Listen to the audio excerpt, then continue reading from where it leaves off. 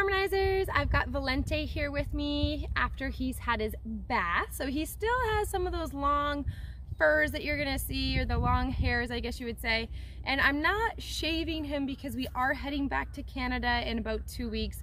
So he's gonna be back in the snow and the cold. So we're not gonna give him a clip job, but he's looking a lot better. His coat, I think, is looking healthier. And we got rid of a lot of that kind of dead skin, and all of those mud clumps are completely gone. So I'm feeling pretty good about that. Are you feeling pretty good too, Valiente? Yeah? So today what we're gonna do is try for the first time some obstacle stuff related to the backup.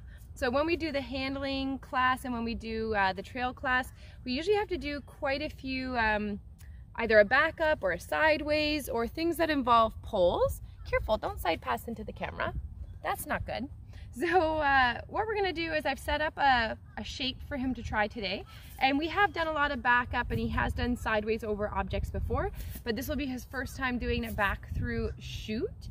And we've also got a couple other little things set up. I've got a jump set up and a ball, and we're just gonna kind of play with him a little bit, play with his confidence, and see how far we get. But this will be a good test for what he's gonna be like at the competition, but also I have the opportunity to take him to Horse World Expo in Pennsylvania, which is in a couple weeks time.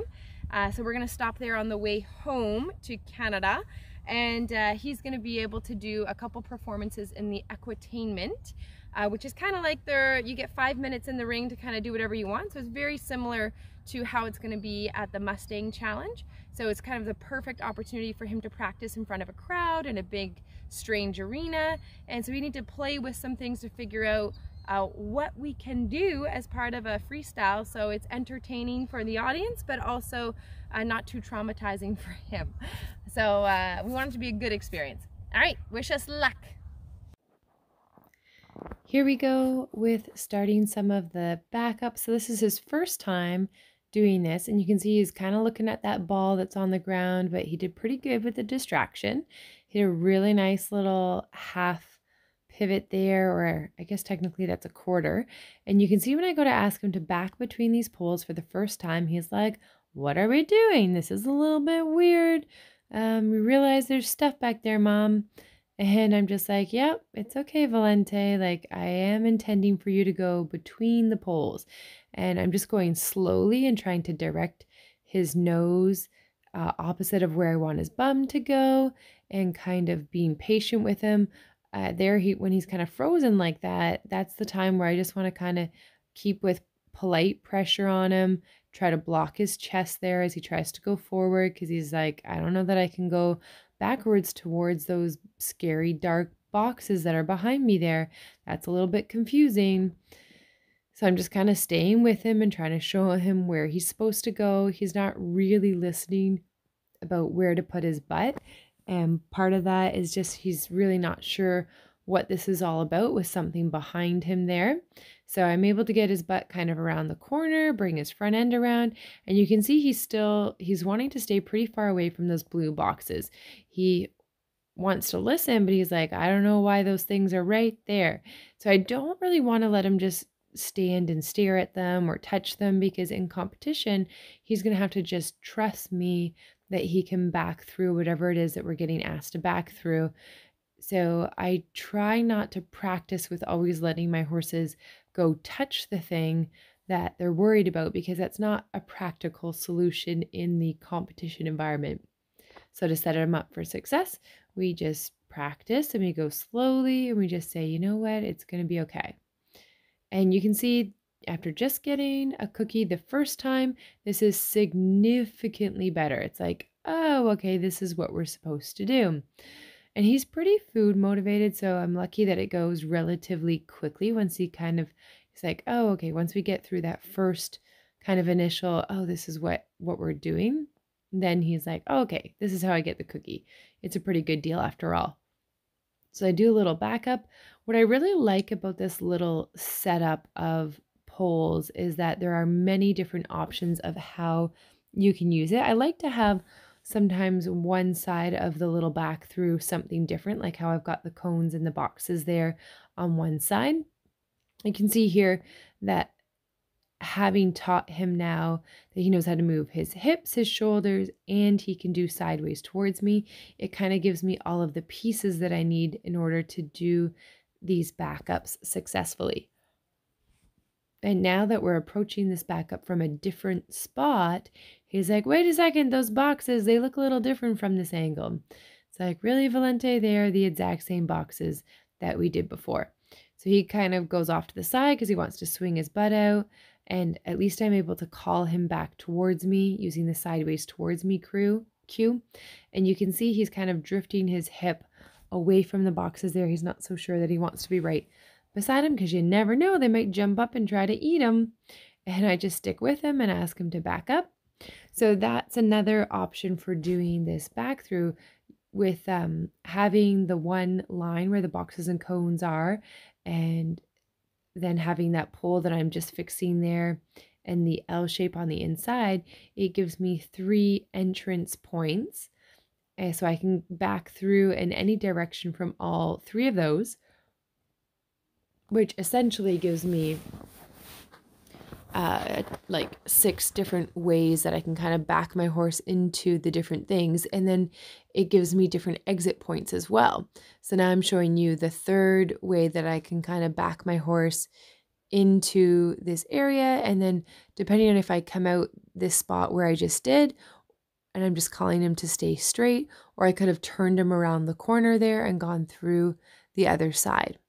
So I just decided to speed up this video for you guys because I handle it all the same way, but I just wanted to show you a bunch more different options for using this little L shape with the 3 openings of how you can take really a pretty simple thing on the ground and do a lot of choices with it in terms of where you're going to back your horse through.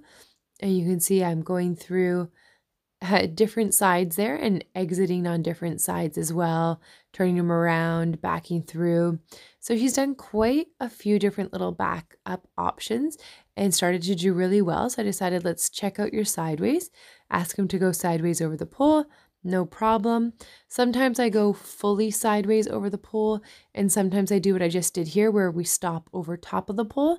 It's really good for the horse after they are comfortable with a task that we start to challenge them to really listen to our body language. And so if always we side pass entirely over the pole, then it's going to be difficult if I ask them to stop over top of it. Sometimes in competition, they do that to kind of trick you a little bit where you just go half over the pole and then you have to make sure your horse isn't going all the way.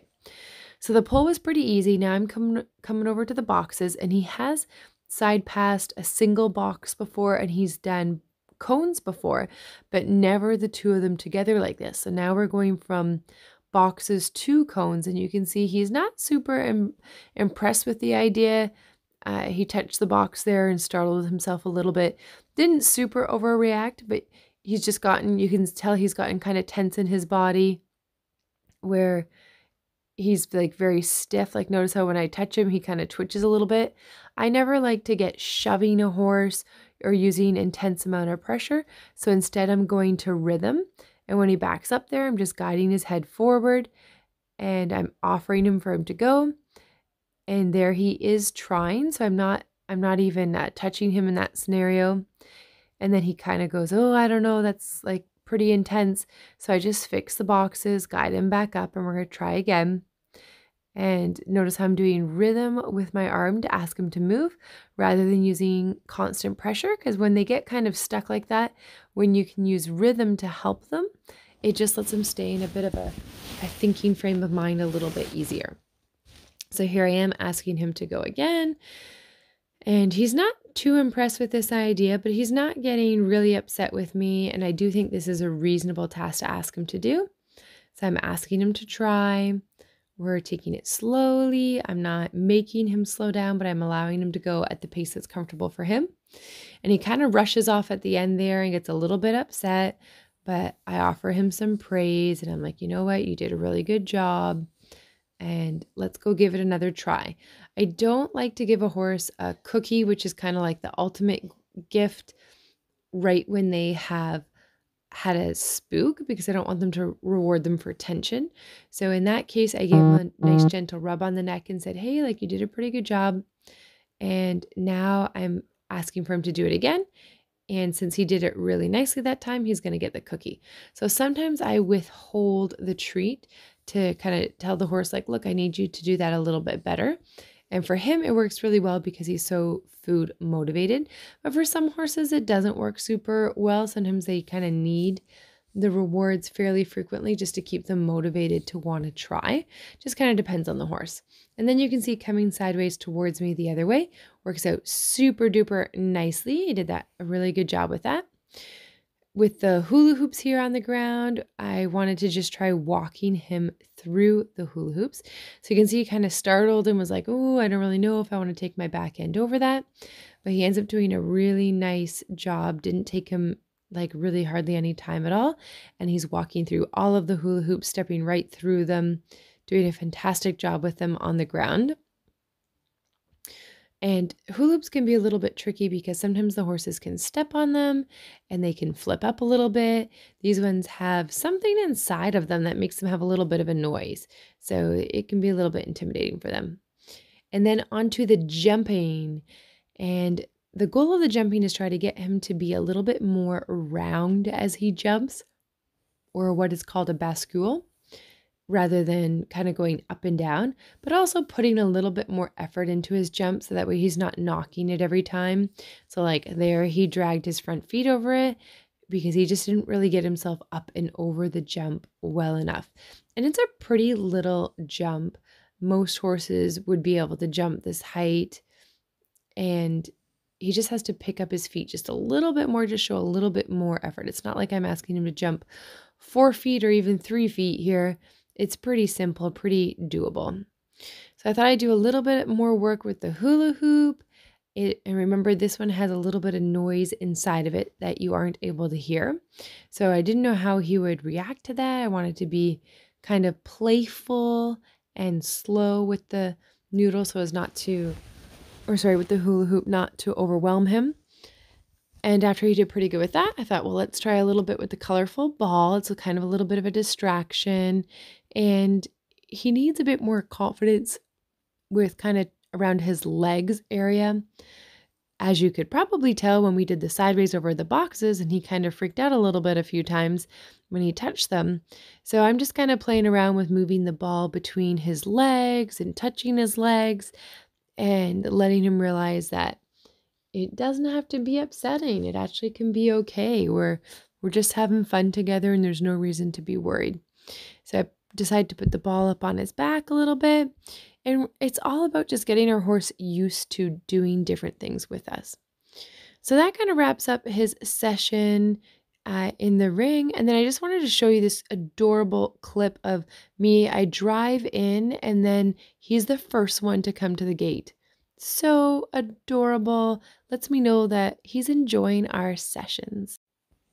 Here is another little clip of when I'm coming to get my horses at the field. And sometimes they kind of spread out, but usually Alicia and Valiente are the ones that are at the gate. And I love it. It just lets me know that even though I'm challenging them, they find me a supportive teacher and they're still there ready to learn. So anyways, I hope you guys enjoyed this video. Thanks for watching, and we will see you next time.